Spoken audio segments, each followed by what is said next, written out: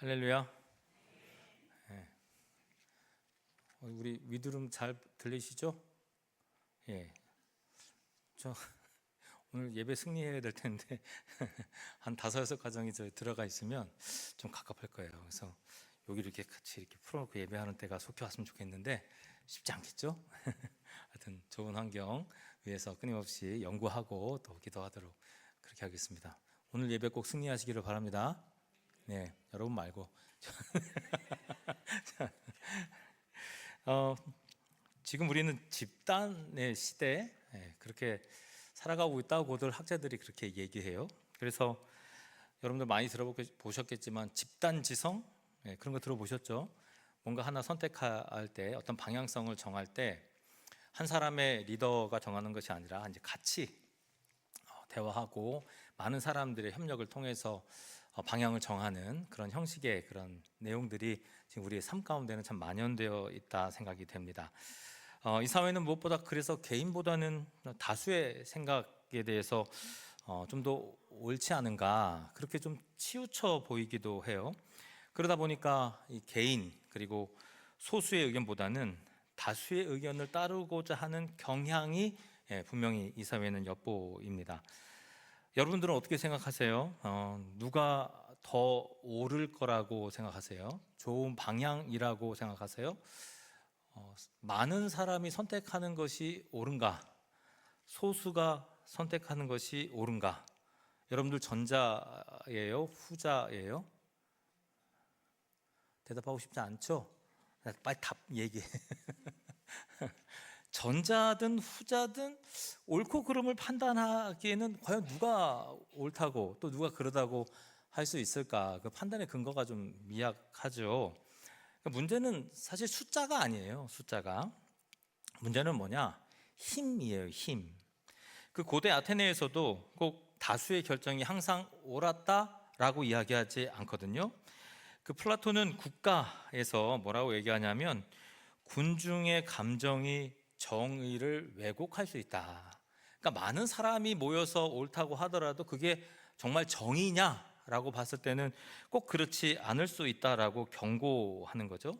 그러니까 다수의 열광이 마치 진리를 보장하는 것처럼 우리가 가끔 생각할 때가 있는데 그건 아니라는 거예요.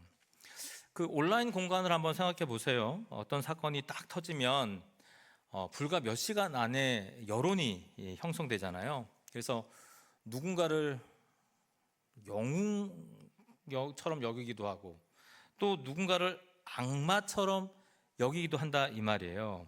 그러면서 이 집단은 스스로 뭐라고 표현하냐면 자기를 정의라고 부르거든요. 그런데 꼭 그렇습니까? 때로는 폭력이 되기도 하는 것이죠. 그 프랑스 사상가 알렉시드 토크빌이라는 분이 쓴 미국의 민주주의라는 책에서 다수의 폭정, 여기에 대한 경고를 했어요. 뭐라고 표현하냐면 민주주의는 다수결로 운영되지만 다수의 감정이 소수의 권리를 파괴할 수도 있다. 그렇게 이야기하고 있습니다. 근데 반대편도 안전하지는 않아요. 소수라고 해서 다 보호받아야 되고 소수라고 해서 그들이 옳으냐? 또 그것은 아닌 거죠. 때로는 극단적인 소수가 다수를 지배하는 문제도 쉽게 우리는 발견할 수 있어요. 그 이스라엘 역사자 야샤 뭉크라는 분이 쓴 책 중에 The Identity Trap이라는 책이 있어요. 우리나라 표현하면 정체성 함정이라는 표현으로 가능한데 소수의 정체성 정치가 어떻게 제도와 담론을 장악하고 있는지를 분석하는 책이에요. 그리고 아마 여러분들 한 번쯤 들어보셨을 책인데 요즘 출판된 스티브 레브치키와 데니얼 지블렛이 쓴 어떻게 극단적 소수가 다수를 지배하느냐. 이 책도 조직력과 네트워크 그리고 미디어 장악을 통해서 소수가 다수를 압도할 수 있는 구조가 생성된다라고 그렇게 통찰력 있게 설명하고 있습니다. 그러니까 숫자가 적어도 목소리가 크면 지배할 수 있어요. 목소리가 크면. 또 숫자가 적어도 자원이 집중되면 통제가 가능하죠. 통제가. 결국 숫자의 문제가 아니라 구조의 문제구나. 그런 생각을 하게 돼요. 구조. 소수냐, 다수냐, 많은 사람이 따르느냐, 적은 사람이 따르느냐의 문제가 아니에요. 힘이 어디에 집중되어 있는가, 바로 그것에 대한 문제라고 할 수 있습니다. 성도 여러분, 그러한 힘, 내가 그렇게 누리고자 하는 힘, 관철시키고자 하는 그 힘의 원천이 무엇일까? 여러분, 그것은 바로 상처예요. 상처, 우리의 상처. 여러분, 경쟁 구도에서 우리가 받는 것이 쉽게 상처를 받는다고 하잖아요. 그러니까 경쟁 구도에서 탈락한 다수는 분노할 수밖에 없어요. 왜냐하면 성공하는 율은 적으니까. 근데 그 분노가 어떻게 됩니까? 집단으로 응축이 되는 거죠. 그래서 소수를 공격하는 거예요. 또 반대로 권력과 자원을 가지고 있는 이 소수는 이 자기가 갖고 있는 이 기득권을 잘 지키기 위해서 제도와 담론을 장악해요. 그 결과 다수를 통제하기에 이르게 되는 거죠. 그러니까 소수든 또 다수든 양쪽 모두 무엇으로부터 시작하는가? 두려움에서부터 시작한다. 상처받을까봐 두려워하는 마음으로부터 시작한다는 거예요. 영역, 나의 영역을 지키고자 하는 본능으로부터 출발되어진다 이 말입니다. 그러니까 그게 전적으로 옳으냐? 그렇지 않다는 것이죠. 여러분, 동물만 봐도 그렇지 않습니까? 자기의 영역을 표시하잖아요. 영역을. 때로 우리 1층에 카페테리아에 이 강아지들 데리고 오는 그런 그 손님들이 있는데 밖에다가 꼭 쉬야를 해요. 왜 그러냐 봤더니 영역 표시, 누가 자기네 영역이래? 누가 당신의 영역이래? 근데 거기다 시야를 해요. 영역 표시를 하더라고요. 왜 그걸 합니까? 두려워서요. 누가 그 안에 들어올까봐, 누가 나를 공격할까봐 동물은 두려워서 영역 표시를 하는 거예요. 인간 다릅니까? 인간도 마찬가지예요. 이념으로, 문화로, 제도로 영역을 표시하잖아요. 여기는 우리 구역이다. 건드리지 말라. 이게 무엇으로부터 시작됩니까? 두려움에 근거한단 말이에요. 두렵기 때문에 영역을 만들고 두렵기 때문에 누가 들어오는 것을 애써 막는단 말입니다. 근데 여러분, 이게 귀신의 감정과 아주 일치되어져 있어요. 귀신들도 똑같이 얘기하거든. 오늘 말씀 쭉 한번 살펴보면 미리 보신 분들은 알겠지만 이런 말씀이 있어요. 나와 당신이 도대체 무슨 상관이 있습니까? 귀신이 누구한테 말하는 겁니까? 예수님한테 말하는 거거든요. 그러니까 나를 좀 괴롭게 하지 마십시오. 내가 그냥 이 자리에 머물 수 있도록 놔두십시오. 그렇게 얘기해요. 무엇입니까? 영역을 선언하는 거예요. 개입하지 말라는 거예요. 그게 바로 마귀의 생각이라는 거예요. 근데 현대 사회도 당연히 이런 언어가 끊임없이 우리의 삶 가운데 나타나고 있지 않습니까? 이건 우리의 문화다. 이건 우리의 선택이다. 여기까지가 선이다. 여기 넘으면 안 돼. 너무 어렸을 때 얘기지만 남녀가 같이 앉잖아요, 보통. 초등학교 때, 국민학교 때 그랬단 말입니다. 요즘 애들은 몰라요, 그때를. 그럼 뭐 합니까? 자매들이 선을 그어요. 넘으면 어떻게 해요? 잘라요. 피나요, 피나. 그 영역을 넘지 못하게 하는 거예요. 왜요? 두려움 때문에. 두려움. 마귀뿐만 아니라 우리의 삶 속에서도 항상 그 영역을 지키려고 하는 그런 마음들이 있는 거죠. 그 선을 넘으면 어떻게 해요? 바로 공격이 시작되는 거예요. 성도 여러분, 다수는 절대선에 이룰 수 없어요. 소수도 마찬가지예요. 그럼 절대선이 무엇입니까? 하나님이에요. 하나님이 하시는 일, 그의 의지, 그게 절대선이에요. 오늘 본문에서 보면 이 거라사 광인은 한 사람이었거든요. 그런데 그 안에는 뭐가 있었다고 표현합니까? 군대가 있었다. 그렇게 표현해요. 군대가. 그걸 히라버로 레기온이라고 하는데 조직화된 힘, 그야말로 집단을 이루는 힘이 그 개인의 삶 속에 있었다는 말이에요. 결국 그게 어떻게 우리의 삶 속에서 발현이 됩니까? 폭력으로 나타나고 있다는 거예요. 숫자가 많아도, 숫자가 적어도 끊임없이 우리의 마음에는 지키려고 하는 마음, 그 두려운 마음 때문에 누군가를 공격하기도 하고 누군가를 두려워하기도 한다. 그래서 나의 영역만을 지키려고 한다는 것입니다. 저는 사순절에 이걸 생각해야 된다고 생각해요. 무엇을 생각합니까? 예수 그리스도는 과연 어떻게 그 영역을 표시하며 사셨을까? 예수님은 도대체 어느 편에 서셨을까? 집단에 서셨을까? 아니면 개인 홀로 아래 서셨을까? 그럼 나는 어디에 서야 할 것인가?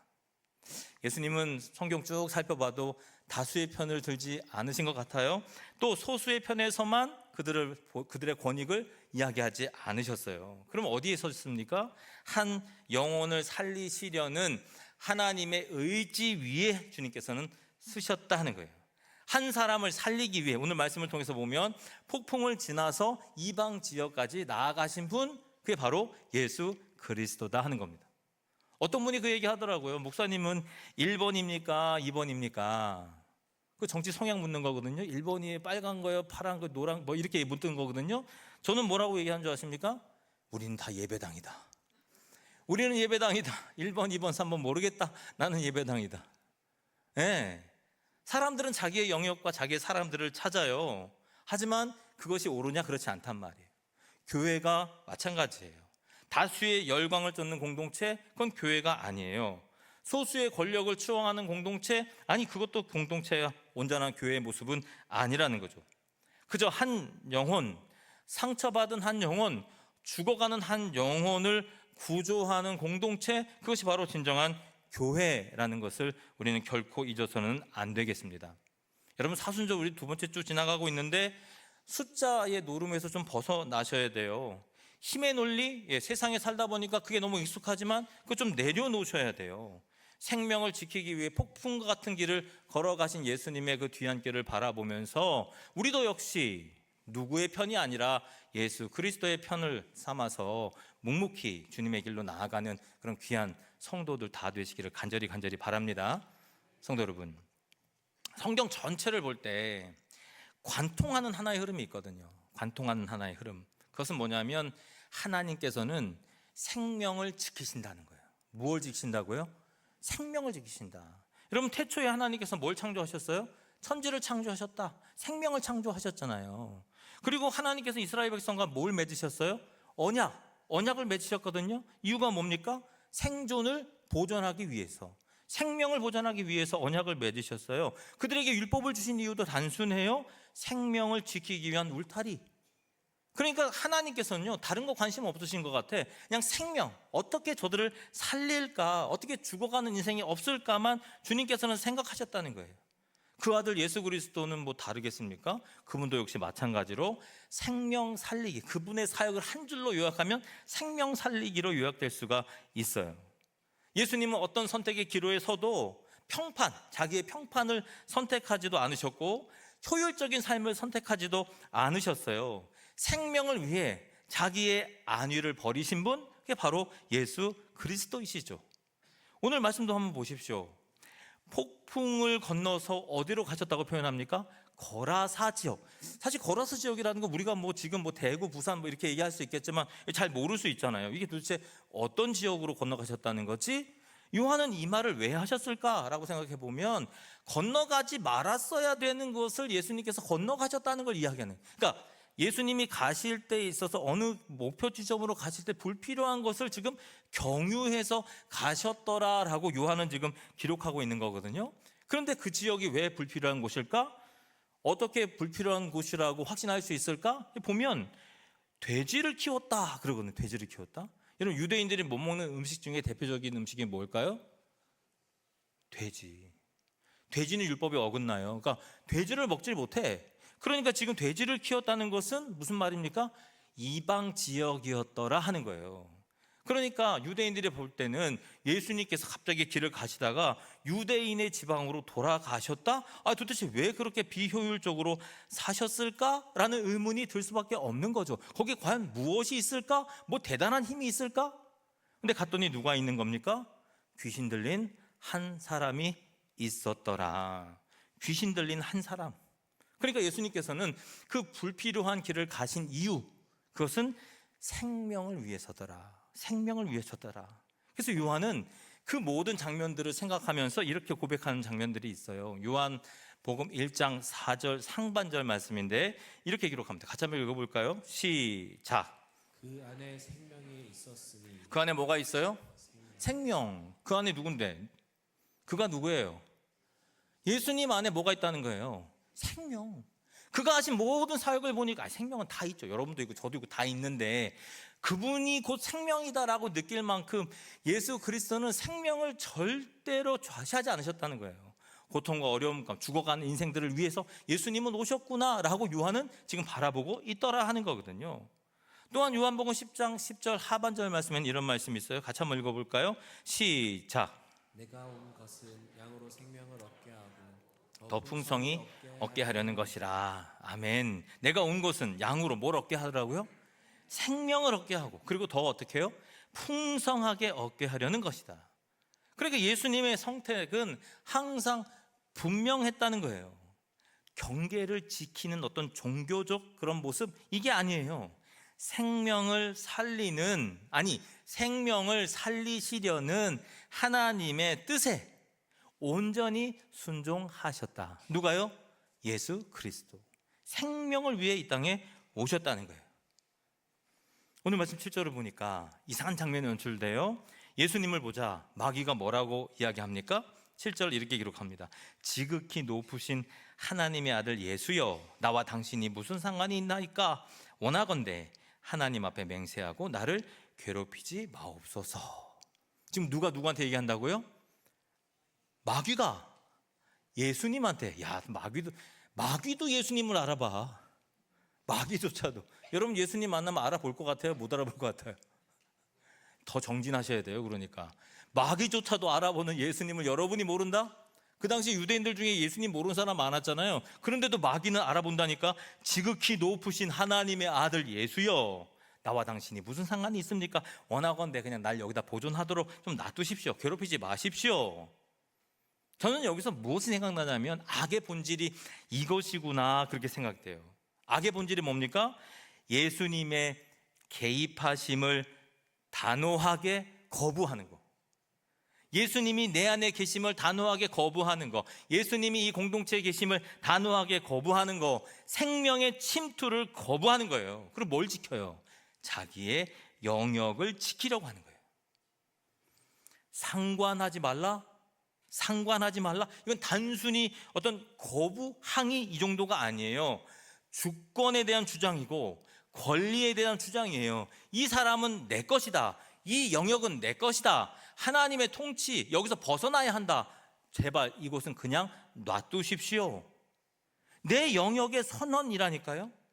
생명을 살리시기 위해 이 땅에 오신 예수님, 그 한 인생을 살리시기 위해 먼 길을 돌아서 지금까지 온 예수님을 바라보면서 이 사람은 내 것이니까 자기 지배권, 자기 주장권을 지금 예수님에게 말씀하고 있단 말이에요. 이게 첫 번째, 제가 볼 때 첫 번째 특징이에요. 하나님의 통치를 거부한다. 마귀는 하나님의 통치를 거부한다는 거예요. 그때 예수님이 귀신에게 다시 묻습니다. 9절 말씀이에요. 같이 한번 읽어볼까요? 9절 말씀 시작. 이에 물으시되 내 이름이 무엇이냐? 이르되 내 이름은 군대니 우리가 많은 이이다 하고. 아멘. 뭐라 그래요? 내 이름은 뭐라고요? 군대다. 야, 너 이름 뭐야? 내 이름은 군대입니다. 사실 이것도 재밌는 얘기죠. 야, 네 이름이 뭐냐? 그럼 넌 도대체 어떤 존재냐? 그 얘기를 묻는 거거든요. 그런데 이렇게 얘기해요. 내 이름은 군대입니다. 그 안에 무슨 내용이 담겨져 있습니까? 무리가 저 있습니다. 그리고 이 사람은 이제 개인의 삶이 없고 우리의 통제와 지배하에 있습니다 라고 지금 이야기하고 있는 거예요. 내 이름은 뭐냐? 내 이름은 군대입니다. 우리가 많기 때문에 그렇게 부릅니다. 무슨 말입니까? 이 개인은 이제 사라져 버렸어. 없어져 버렸어요. 누구의 누구, 어떤 누구의 아들, 어떤 누구의 딸, 이름이 누구, 이런 게 사라져 버렸다는 말이에요. 여기서 두 번째 악의 특징이 나타나는 거예요. 무엇입니까? 정체성의 말살. 그 사람이 누군지 몰라. 자기 자신이 누군지 몰라요. 하나님은요, 이름을 부르시는 분이에요. 아브라함아, 모세야, 사무엘아. 주님은 이름을 부르시면서 관계를 회복시키는 분이 바로 우리 하나님이시거든요. 그런데 악은요, 반대예요. 이름을 빼앗아 버려요. 개인을 집단 속에 묻어버려요. 인격을 숫자로 헤아리게 만들어요. 이 사람은 더 이상 한 존재가 아니란 말입니다. 그저 점령된 존재, 생명을 거슬러 사는 악의 존재의 이 고유성, 이것을 끊임없이 지워가는 거예요. 나는 없고 내 안에 마귀가 살아가는 거죠. 성도 여러분, 사람이 집단 속에 빨려 들어가면 분별력이 사라지는 것 같아요. 내가 볼 때 똑똑한 사람인데, 내가 볼 때 이전에 그런 사람이 아니었는데, 뭔가 어떤 집단 속에 들어가기 시작하면 눈빛이 달라져요. 말하는 것도 달라져요. 행동도 달라져요. 판단도 달라져요. 왜 그렇습니까? 집단은 안정을 주는 것처럼 느껴지기 때문이에요. 내가 여기 들어가면 나는 조금 보호받을 수 있겠지라는 착각을 갖고 있기 때문이에요. 결국 영혼의 독립성을 빼앗겨버리고 그 안에 그냥 함몰되어 살아가고 있다는 거예요. 여러분, 사랑받지 못한 개인은 집단에 매달릴 수밖에 없어요. 상처받은 개인은 집단에 숨어 들어갈 수밖에 없어요. 그리고 그 집단은 다른 누군가, 어떤 대상을 공격하기에 이르죠. 지금 마치 거라사 광인이 이와 같은 상태에 있듯이 말입니다. 결국 그거의 결론은 어떻게 됩니까? 레기온, 즉 그 군대의 힘은요, 돼지떼로 들어가기를 원해요. 그리고 11절과 12절에 이렇게 말해요. 마침 거기 돼지의 큰 떼가 산 곁에서 먹고 있는지라 이에 간구하여 이르다 우리를 돼지에게로 보내어 들어가게 하소서 하니, 그렇게 말합니다. 그리고 예수님이 허락하시자 약 몇 마리의 돼지요? 2,000마리의 돼지가 바다로 돌진해서 몰사한다 이 말이에요. 이 장면만 한번 생각해 보세요. 돼지들이 2,000마리나 되는 마리가 그야말로 바다에 뛰어들어 다 죽어. 죽음의 바다잖아. 죽음의 바다. 아니, 성경이 이 장면을 우리에게 보여주는 이유가 뭡니까? 악은 이런 특징을 갖고 있다는 거예요. 어떤 특징이요? 악의 방향성? 어디로 향하는 방향? 죽음으로 향하게 하는 방향. 악은요, 생존을 위해 살지 않아요. 생명을 위해 살지 않아요. 악은요, 결국 우리를 죽인다는 말이에요. 악의 방향성은 생명으로 상하지 않아요. 죽음으로 우리를 이끌어 간다는 말입니다. 절대 멈추지 않아요. 그저 파괴하기 위해 달려든다는 겁니다. 거긴 자기 절제도 없어요. 생명을 보존하려는 의지도 마귀에게는 없단 말이에요. 요한복음 10장 10절 말씀에 이런 말씀이 있어요. 도둑이 오는 것은 도둑질하고 죽이고 멸망시키려는 것뿐이요, 도둑이 와서 우리를 위로해 주지 않아요. 도둑이 와서 우리에게 생명을 건네지 않아요. 도둑이 오면 우리를 죽이고 멸망시키는 것뿐 다른 것이 없다 이 말입니다. 그러니까 이 본문은 그 말씀을 시각적으로 보여주는 거예요. 무덤, 자해, 쇠사슬, 집단으로 점령하는 거, 대량 몰살, 모두가 생명의 이미지입니까? 죽음의 이미지입니까? 죽음의 이미지예요. 즉 마귀는, 악은 우리를 죽음으로 인도한다는 거예요. 생명을 싫어해요. 살아있는 존재를 견디지 못해요. 이런 특성의 결과가 어떤 모습으로 나타납니까? 몰살로 치닫게되더라. 아무도 살 수 없더라. 공존이요? 아니요, 공멸로 마무리되더라는 거예요. 마귀는 생명을 존중하지 않습니다. 마귀는 그 사람을 존중하지 않아요. 마귀는 그 개인을 말살시켜요. 죽음으로 인도한단 말입니다. 성도 여러분, 본문이 우리에게 전하고 싶은 내용, 이건 분명해요. 생명입니다. 생명. 예수님은 생명을 택하신 분. 그 복음, 우리에게 주신 복음은 결국 생명으로 우리를 인도한다는 거예요. 안식일의 규정, 이거 중요하지 않아요. 다수의 눈치, 이것도 중요하지 않아요. 종교 권력의 압박, 이것도 중요하지 않아요. 한 사람의 인격, 한 사람의 생명을 더 가치 있게 보셨더라. 그분의 생명을 살리는 것, 그 일은 곧 하나님의 뜻이라는 것을 그의 삶으로 증언하셨다 하는 거예요. 그래서 돼지를 키우는 이방 땅으로 건너가서 애쓰고 힘쓰셔서 한 사람을 살리셨다. 그리고 그 선택 때문에 미움 받으셨고 결국 십자가로 향하게 되셨다는 거죠. 여기에 복음의 실체가 드러난다고 생각해요. 악은 생명을 말살합니다. 겉으로는 질서를 말해요. 또 겉으로는 전통을 말해요. 정의를 말합니다. 그러나 실제로는 사람을 부수고 배제하고 침묵하게 만들어요. 생명을 살리는 것이 아니라 움츠러들게 합니다. 이것이 성경이 말하는 악의 본질이라는 거예요. 생명에 대한 적대적 행위, 그것이 사탄이 하는 일이고 마귀가 하는 일이고 악이 하는 일이다. 그러나 하나님은 생명을 결코 포기하지 않으셨습니다. 종교 권력과 정치 권력이 결탁하여 예수 그리스도를 제거하려고 했을 때 그것은 생명을 죽이는 마귀의 방식이 맞습니다. 하지만 예수님은 죽지 않으셨어요. 죽었으나 다시 부활하셨다는 거예요. 즉 십자가는 악이 승리한 것처럼 보이는 그런 잔혹한 모습이 있지만 실제로는 생명이 죽음을 삼킨 자리였다. 그러므로 복음은 선언합니다. 생명을 살리시는 분이 결국 승리하신다. 생명을 살리시는 분이 결국 새롭게 창조하신다. 생명을 살리시는 분이 비록 죽음의 땅에서도 다시금 새롭게 생명을 열게 하신다. 할렐루야. 이것이 바로 복음의 역사인 겁니다. 2016년 8월에 노르웨이 한 국립공원에서 번개가 쳐서 술록이 323마리가 그 자리에서 죽은 거예요. 그러니까 여러분 323마리가 2000마리 우리는 2000마리도 놀라지 않아서 323마리 정도야 그냥 대충 요 정도겠지 생각할 수 있겠지만 그 널브러진 모습을 한번 생각해 보세요. 어떤 사람이 그 모습을 보고 야 이거 괜찮다 이렇게 생각할 사람 누가 있겠어요? 국립공원이니까 사람들도 많이 오는데 그러니까 설왕설래가 있는 거예요. 치워야 된다 말아야 된다. 근데 결과적으로 어떻게 했을까요? 그냥 남겨두었더라.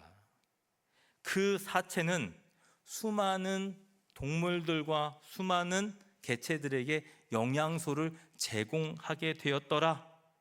곤충, 조류, 포식자들이 몰려든 거예요. 다시금 죽음의 생태계가 무너지고 생명의 생태계로 변했더라 하는 기사를 제가 본 적이 있어요.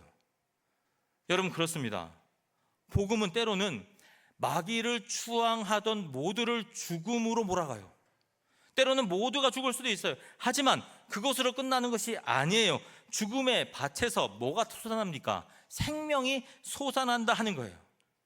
거라사 광인을 보십시오. 15절에 마귀가 떠난 후에 뭐라고 표현합니까? 옷을 입고 정신이 온전하여 앉았더라. 많은 사람들이 그 모습을 보고 놀랐더라 하잖아요. 바로 복음이 그것입니다. 무덤에서 사람들 가운데로 나가요. 벌거벗음에서 옷을 입어요. 광기에서 온전함을 회복해요. 배제에서 회복을 말하고 있어요. 예수님은 단순히 귀신을 쫓아 나가지 않으셨어요. 생명을 정상 궤도로 만드셨다 이 말이에요. 그리고 말씀하십니다. 오늘 읽지 않았지만 19절 말씀에 이렇게 기록합니다. 집으로 돌아가라. 어디로 돌아가라고요? 집으로 돌아가. 즉 하나님께서 살리는 그 일은 격리된 자를 공동체로 보내는 일이에요. 생명 살리는 일은 그냥 누구가 살리는 게 아니라 한 사람이 살 뿐만 아니라 공동체가 다시 사는 길이다 이 말입니다. 그게 바로 복음이에요. 비록 사탄 마귀가 우리의 마음 가운데 가득가득하여서 세상의 힘을 움직인다고 하여서 때로는 죽음의 길로 우리를 인도하지만 그럼에도 불구하고 그 끝에는 구원의 감격이 있다는 사실을 결코 잊으시면 안 돼요. 지금의 밭은 죽음의 밭일지 몰라. 그래서 두려움이 있어. 고통이 있을 수 있겠지만 결국 우리에게 하나님께서 보여주시고자 하는 것은 십자가 사건 이후의 부활 사건이라 이 말입니다. 다시 사는 은혜, 다시 우리에게 허락하신 생명, 그 생명을 우리에게 허락해 주시고자 예수 그리스도께서는 그 자기의 3년의 그 삶을 때로는 너무나 모진 삶이었지만 견디고 나아가셨다. 이제 이 사순절에 우리 스스로 질문해야 되지 않겠습니까? 우리는 지금 어디에 서 있는가? 다수의 힘에 누군가를 밀어내고자 하는 그런 욕심으로 다수 안에 속해져 있지는 않은가? 아니면 침묵으로 악에 동조하고 있지는 않은가? 혹은 생명을 위해 손을 내미는 자로 서 있지는 않은가? 여러분 예수님 따르는 길은요 그렇게 거창하지 않아요. 예수님이 너희 십자가를 지고 나를 따르라 그렇게 말씀하시잖아요. 그 십자가의 길은요 예수님께서 말씀하시는 십자가에 못 박혀 죄인처럼 돌아가시는 그 모습을 우리에게 요구하시는 것이 아니에요. 무슨 말입니까? 죽음으로 향하는 길에 동무가 되지 말아라. 죽음으로 향하는 길에 친구가 되지 말아라. 그 마귀의 틈 속에서도 자기 스스로를 잊지 말아라. 너가 누구인지를 잊지 말아라. 정의라는 이름으로 다수가 모여서 생명을 해치는 일을 하지 말아라. 비록 죽음이 광활하게 펼쳐진다고 해도 결국 생명이 일어난다는 사실을 기억해라. 믿음으로 고백해라. 주님께서는 그렇게 우리에게 요청하고 계세요. 성도 여러분, 생명 살리는 일은 다른 게 아니에요. 하나님 편에 서는 거예요. 우리는 다 1번당, 2번당, 몇 번당이에요? 우리는 예배당이라고요. 예배하는 당, 주님만을 예배하는 당. 이미 부활로 그것을 우리에게 보여주셨잖아요. 교회는 힘의 공동체가 아니에요. 생명의 공동체예요. 힘을 과시할 때 교회는 더 이상 교회가 될 수 없어요. 동물 무리와 같은 공동체가 될 수밖에 없는 거예요. 우리는 다수의 논리로 존재하지 않습니다. 우리는 십자가와 부활의 논리로 존재하는 거예요. 오늘 주님은 묻습니다. 안식일에 선을 행하는 것이 옳으냐, 악을 행하는 것이 옳으냐, 생명을 구하는 것이냐, 죽이는 것이냐. 이 질문은 지금 오늘 우리에게도 유효한 거예요. 그리고 우리는 그 질문 앞에 서 있는 거예요. 무엇을 선택하시겠습니까? 생명을 선택하시기를 바랍니다. 예수께서 택하신 그 길로 나아가시기를 바랍니다. 그 길이 협착하고 좁아 보여도 그 끝에는 광활한 부활의 은혜가 있다는 것을 꼭 기억하시기를 바랍니다. 믿음으로 고백하며 살아갈 때 하나님께서는 그 부활의 그 감격 속에서 우리를 활짝 맞이해 주시고 두 손으로 감싸 안아 주셔서 세상에서 누릴 수 없는 놀라운 은혜와 기쁨과 감격과 축복을 누리게 해 주실 것입니다. 그 믿음으로 오늘 하루를 영원같이 살아가는 저와 여러분 다 되시기를 간절히 바랍니다. 기도하겠습니다.